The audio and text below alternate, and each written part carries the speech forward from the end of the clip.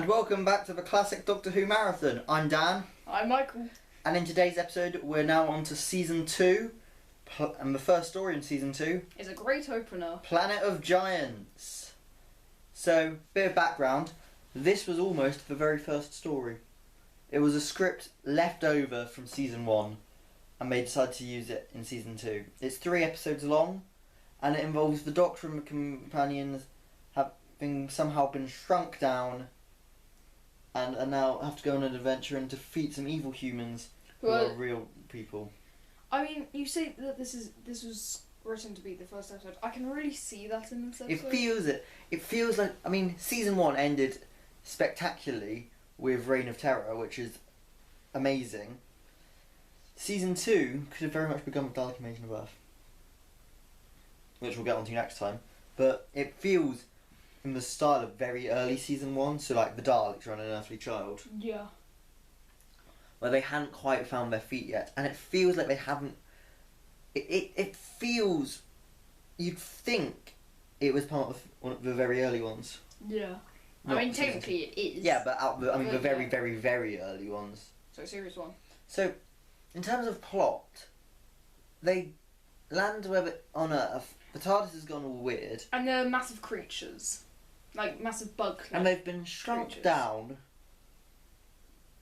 And so I have to deal with a plot involving some humans trying to poison people. Basically, there's a scientist who wants to stop food hunger because creatures like bugs can eat lots of food sources. Meaning, because they've made a pesticide, an insecticide, whatever it is, to kill all of the bugs.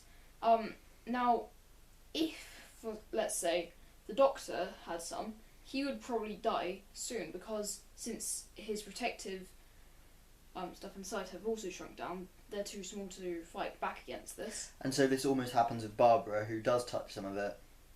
Because you don't need to just eat the insecticide, you just need to touch it. I didn't understand that completely, in honesty. I think it went through his skin.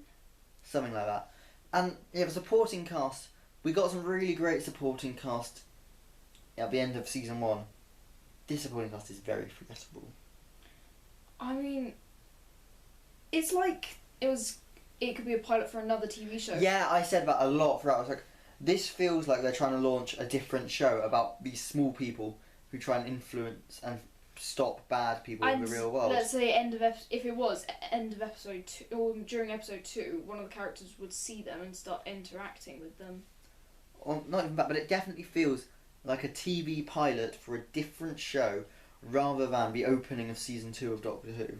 It's the way that's also said reminds me of like those Tom and Jerry movies, like Tom and Jerry, like Charlie and the Chocolate Factory with Tom and Jerry. Because it could have been like, because it's like they made this episode and then said, oh, but what if we put the Doctor Who? No, like we can't.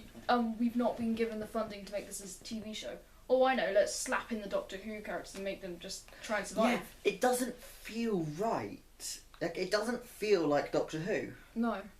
Like, I mean, when we've just started Dalek Invasion of Earth, and I don't want to get onto that, but that and Reign of Terror, you sit down and you think, yes, this feels like proper Doctor Who. Whereas Planet of Giants... And the atmosphere's, even though they don't have much, at the very beginning and end of the episode, when they're in the TARDIS, it feels really different, sort of. But yeah, it's just like... I think it's a good thing it's only 3 episodes. Oh, yeah. It feels like a filler episode. It's like, they weren't quite ready to do Dalek Invasion of Earth. Oh, what's that script we had last year? We can recycle that. Yeah. In terms of the main cast, what do you think? Well, the Doctor, he's got a very nice cape. Susan, once again, does nothing. Except for scream down a plug, or scream up a plug. She does a bit this time. Or like more than normal, but yeah. I mean, Ian and Barbara are once again given like the focus. And there's also a cat. That's like the main villain. Part 1 cliffhanger is literally a cat just staring at the screen. It was that freeze frame picture of a cat. But my prediction was that part 2 would end with a dog, but sadly I was wrong. Part 3 ends with a squirrel. Each episode they have to battle a different animal. That could be a TV show.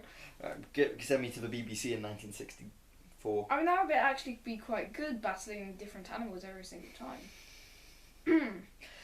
Anyway, back to this story and why it's a Yeah. mess. It doesn't have... It's really weird, because, like, particularly because the Doctor and companions don't really get involved in the story until like the end of part 2. The only impact they actually make on the right side is that they turn on a Bunsen burner. Oh yeah, they burn down the house. And that's like the only thing that they actually do that's useful. But like particularly in part 1 and 2, it would just cut to the other characters instead of like, oh, they're doing their own. It's like they didn't want to do a Doctor Who story, but they needed the main cast there. I mean, part 1 is exploring matchboxes and briefcases, and the actor there looked like he was having a bit too much fun, or maybe because he was just climbing inside a matchbox. Yeah. Honestly, there's not a lot you can say on this story. Part 2, what happens in Part 2 is The essentially Doctor climbs up a sewage pipe. drain pipe. Drain pipe with Susan. Yeah, I think it doesn't help that there's no interaction at all between the Doctor and companions and the supporting cast. I think that's partly what is really great. The Doctor and companions meet new people. In this one, they're very limited to each other, and that means the supporting cast are very limited to each other as well. Why can I imagine this being a Series 6 episode? Really? I can't.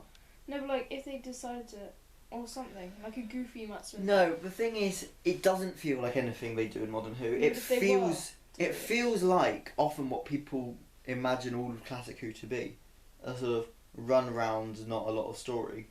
And just talk about a lot. But honestly, we sort of came out of it and thought. I mean, part 1 we just thought was stupid. We finished watching that and thought, this is flipping ridiculous. I mean, you What's said it in a going way on? not as a stupid. Yeah, we thought it was hilariously awful. Then, No, but you were saying that it's stupid, but in a nice comedic way. and then part 2 we sort of thought, meh. And then it was part 3 where we thought, actually, this is awful. For Doctor Who. All the Doctor and the TARDIS crew do is set on a light. Yeah, it's like the house. first 2 parts feel just so hilariously 1960s TV, but then episode 3 doesn't feel like any sort of It's like, payoff. oh, by the way, we need to we finished the Yeah. script. No, it's like we finished the script, so we need to wrap this up. Oh, let's just set everything. And it's on made fire. more disappointing by the fact that the next story is really good and has the Daleks. Don't they spend like 10 minutes trying to lift up a phone? Yeah. It's like, yeah, like the first 2 parts feel like they're taking their time, but then part 3 feels really rushed. She's like, by the way, we need to quickly do this. And do you think that might have been why they introduced the whole Barbara touching it, so they can say, oh, but they rushed it because they needed to try and get it so she wouldn't die. Don't know. Maybe. Because that was the sort of only threat in the entire story. Barbara might die. Except she's contracted for several more episodes and it's only episode 2. But once I've got in the TARDIS, she'll be fine. Because the seed, we literally see a giant seed go like this. With that sound effect. No. So there's not a lot we can say left. Rating out of 10? 4? That was not staged. That was genuine. Because it's the weakest so far. I could say, yeah, I think 4 because it's harmless. It has no impact on any other story. Yeah. It didn't offend us in any way, we just found it harmless. But Like, it's not like hell-bent harmful, but it's not Pyramids of Mars excellent. oh, no, nothing is. But as in, compared to what we've got around it, it is very weak. Oh yeah. But Would you it wouldn't put me off watching the show at all. would you say it's the weakest so far? Yes. Okay, so weaker than. Because our weakest so far was the Centurites, and we somewhat enjoyed that. I mean, We that found it one boring. still feels like Doctor Who. Yeah, I think that's the problem. This doesn't really feel like a Doctor Who episode. I mean, you say it wouldn't put us off if you said, by the way, I want to quickly show you Doctor Who, and they'd never seen it before, and This isn't one I they started with this episode. Either they would think, I don't want to watch this show, or they would think this show is completely different to what it is. Yeah, it's not a great representation of the show. And not like, oh, it's a bit different this week, like Blink. It's But it's just a bit like... because they don't make a. It's not the whole. It's different. At no point did I think there is a viable threat in this story. But that was that cat. Anyway, I think that's all we can say on the story, don't you think? Yeah. We'll see you next time for... Well, is this our shortest review? Would you say?